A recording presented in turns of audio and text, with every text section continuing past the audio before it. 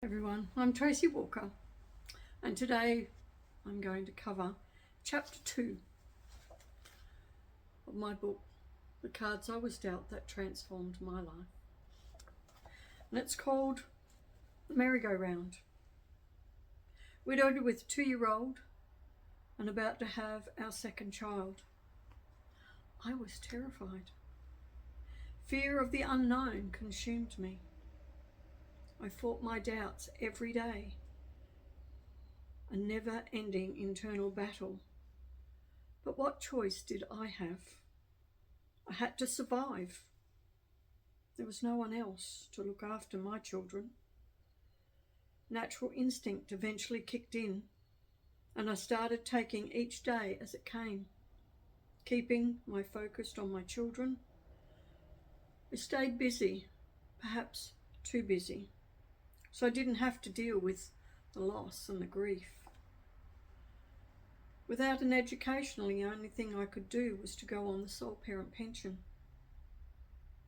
It's not a place I dreamed I'd ever be, but there you are. It's not exactly something you plan on, having the government take care of your family. I certainly didn't have a plan now. I just existed, because that's what I'd always done. One thing I was becoming extremely concerned about was the sex of my baby. I desperately wanted a boy, because another girl would mean that there would be no child to carry on my husband's name. Finally, I arranged an ultrasound. "It's a boy," the stenographer said. I was so relieved. In my mind, it was like my husband being reborn in my son. I need to believe this to come to some kind of acceptance about what happened.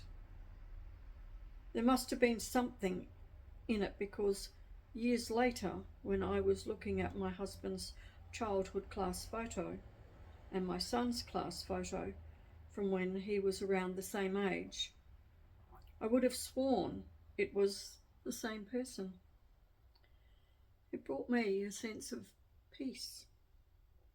The maternity staff at the hospital also had some concerns about the effects of the ongoing stress on me and my unborn son. When I went into labour, they put me on a drip. However, it was still a long and hard birth. All I recall afterwards is sleeping and sleeping. The hospital staff were very understanding and very supportive of me and my circumstances. Sleep really was the only way my system could cope with everything that had happened.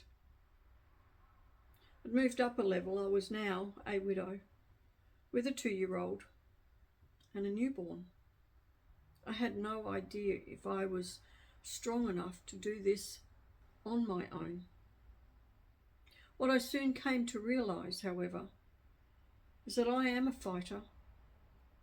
I became a fighter through this experience, and still to this day, I have a determination in me to recognise my fears and fight them before they consume me. My children needed me.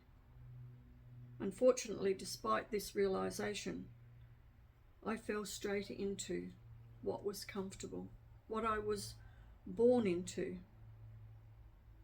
Yes, I survived. But did I live? No. I just had to do what I've always done, look after everybody else and put myself last. Coping with everything, falling back into all that I knew. Today I fight a totally different way.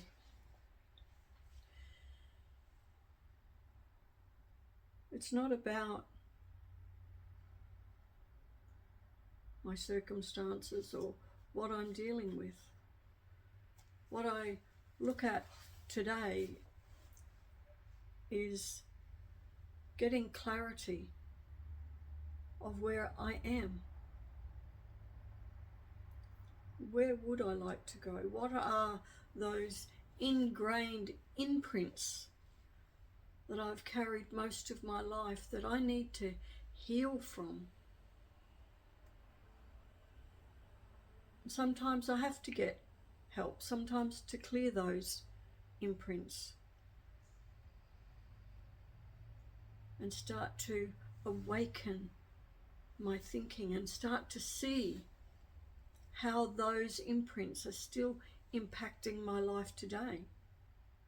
And it doesn't mean that they disappear completely, because further down the track what I've learned is that they rise up again to help me learn something new again about myself.